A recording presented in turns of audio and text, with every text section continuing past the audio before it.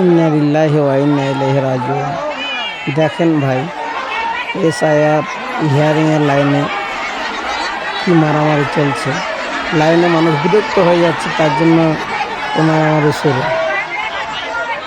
দেখেন ভাই, দেখেন কি অবস্থা।